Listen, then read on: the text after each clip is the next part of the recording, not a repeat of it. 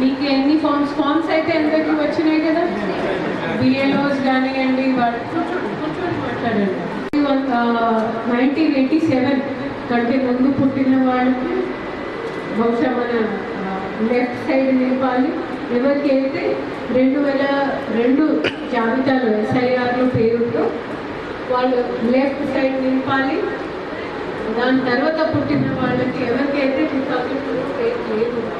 కానీ మన బిఎల్ఓస్, మన MROs, MSOs వాళ్ళు మ్యాపింగ్ చేసి ఉన్నారు. వాళ్ళు రాజేల గారు చెప్పారు, మీరు తిరిగి ఎలా ఇవ్వాలి? మీకు 2 కాపీలు ఇస్తాము, 2 నింపి పెట్టాలి. ఒక కాపీ మీ దగ్గర ఉండాలి, ఒక కాపీ తిరిగి బిఎల్ఓకి ఇవ్వాలి. మరి బిఎల్ఏ బాధ్యత ఏంటి? మీరేం పని చేయాలి? తెలుసుకోవడం సరిపోవు. ఇప్పుడు ఫర్ ఎగ్జాంపుల్ మీ బిఏలో పేరు మీ ఫామ్లో ఉన్నారు, వేరే విధిలో తిరుగుతున్నారు. అప్పుడు మీరు మీ బిఎల్ఏ ద్వారా మీ ఫామ్ ఇవ్వచ్చు. ఒక రోజులో బిఎల్ఏ 50 ఫామ్స్ వరకు సేకరించి బిఎల్ఓకి ఇవ్వాలి. 50 ఇస్తున్నారు. ఇప్పుడే నేను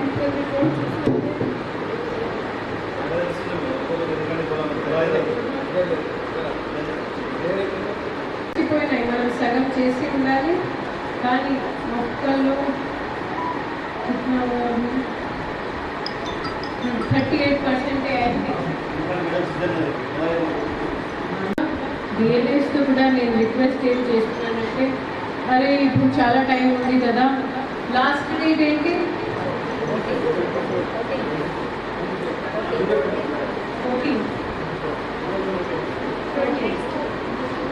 22.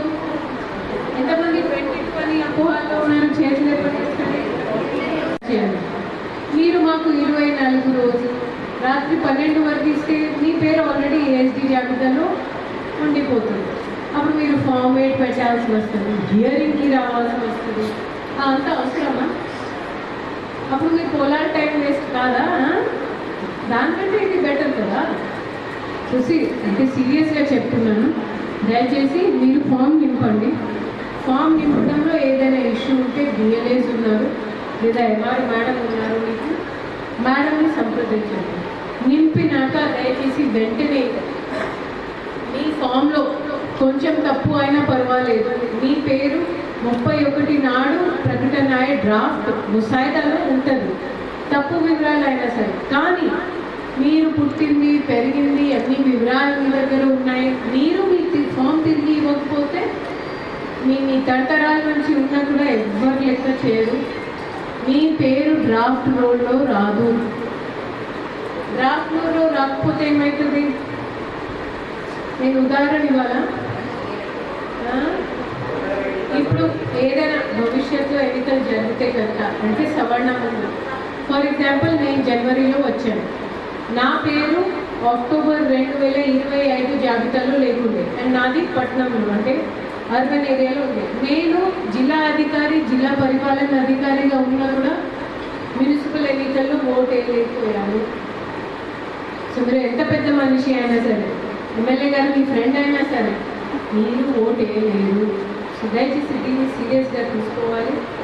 పొలిటికల్ రిప్రజెంటేటివ్స్తో కూడా నా రిక్వెస్ట్, MSO గారితో కూడా నా రిక్వెస్ట్, దయచేసి తిరుగుతూ ఉండండి. ఫామ్స్ తిరిగి తీసుకునే బాధ్యత మీదే, సింపుల్ అంతే.